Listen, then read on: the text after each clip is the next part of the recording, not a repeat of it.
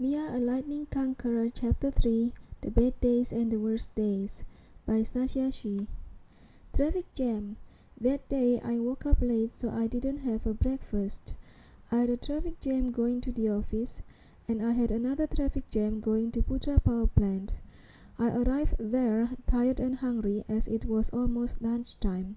And guess what? The security guards didn't allow me in. I asked them to call Putra but they didn't want to.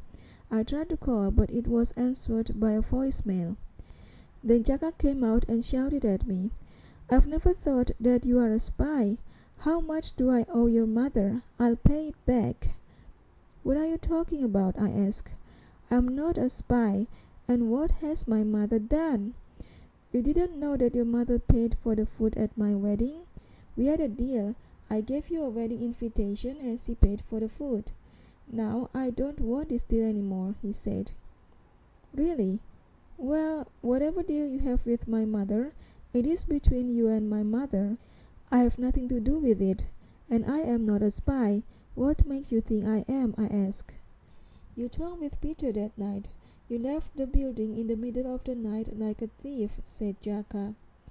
"Yes, I talked with Peter and left after that because he made me angry at Mia. But after I read the news today, I realized that I might have misjudged her and trust her," I said. While Jaka was confused after listening to my explanation, the security guard told me that Putra wanted to see me. I expected to see Mia crying or at least a sign that she had been crying. Instead, I found a calm, almost expressionless face. "Why do you come here? What do you want?" Mia asked as I entered the meeting room. "I heard the news. I want to know what happened and whether I can help in any way," I answered. "I'm not sure you can help me this time, but thanks for your concerns," he said. "If you have read the news, then you know who owns the company where Peter works. Gadasan Bundaran, the only child of Gada Bundaran and Mawar Perkasa, is a wicked person, unlike his uncle, Angkar Perkasa, who is currently the president. This family has a great political power.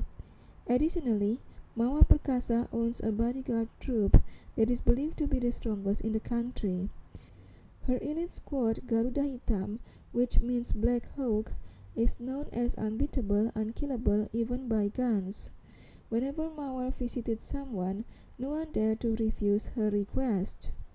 This morning, Mawar Perkasa visited us. She brought Garuda Hitam squad along. She requested that we close this power plant." "That is outrageous," I exclaimed. "I cannot say no to her request. Doing so will not only endanger myself, but also everyone in this company," Mia said. "But you have filed a patent, right?" I asked. "No, unfortunately no. I thought I'd do it after the wedding and the news came. I always had a bad feeling that something terrible is going to happen, but this is worse than anything I could imagine. I didn't see this coming," she said. "What are you going to do?" I asked. "Supposedly I'll have a lunch meeting with all the management, but Jaka suddenly got out to meet you. We can't do the meeting without him. So, if you'll excuse me now, I'll return to the management meeting. You can eat lunch in the dining room. I will visit my lawyer after lunch, but you can talk with other people in the management after lunch if you want to." "I'm sorry, I have to go," she said and left me. In the dining room, people reacted differently compared to my last encounter with them. They were suspicious, worried. Only Petra, the security guard, greeted me cheerfully and sat beside me. He had just finished his shift. With his broken English, he told me stories about people who worked there. After the lunch meeting was over, someone said to me that Professor Johnston was waiting for me in his office. "I'm so glad to hear that you offer us help. We definitely need every help we can get," said Larry. "Please sit down." "Will Mia really close the power plant?" I asked. "Yes, we don't have much choice about that. Mawar Perkasa is not a person to cross.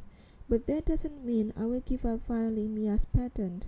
Even if Mia gives up, I won't. I won't do it here though, and I won't do it now. I plan to go to America and take this case to court there. I need to bring along some witnesses. Jaka has agreed to come along. I hope more will volunteer to go. Luckily, we had a business trip to America not long ago, and we applied for multiple visit visas for employees who went there with us. We plan to use this visa before the company closed down, and they will apply for a refugee status. We are all running away from our Perkasa, so hopefully the US government will grant them the refugee status, Larry said. How can I help then? I asked. Our biggest problem is we failed to persuade Mia to come with us to America. It is very important that she comes along, so if you can persuade her, that would be great, he said. I'll do it. Do you know why Mia doesn't want to go? I asked. I'm not sure. Anyway, I heard you had a long talk with Peter the other night. I hope you don't misunderstand him. I've talked with him. This threat has nothing to do with him. He is simply an engineer who invents something different than Mia's invention, although his invention derives from the same concept of harvesting lightning through the medium of water. He said he would talk to his boss Gadasan so that he will withdraw the request to close our power plant. What I'm saying is both Peter and Mia can get their own patents because their ideas are slightly different. In the past, I wanted to hire him because he is capable of developing the idea to connect the power from the plant directly to neighboring houses. Unfortunately, Mia was too afraid of such a bold idea. Peter moved to work with Gadasan because Gadasan was willing to take the risk that Mia didn't dare to take. Gadasan was willing to build a lightning power plant that is exactly as Peter's ideas. Peter invited us to see his power plant tomorrow. Mia, Jaka, and Yusuf will come along. I believe he doesn't mind if you come as well. Peter likes to show off his invention. Everybody does, I suppose, he said. The next day, I went to visit the other power plant, the Peter's version. I met Larry, Mia, Jaka, and Yusuf in the waiting room.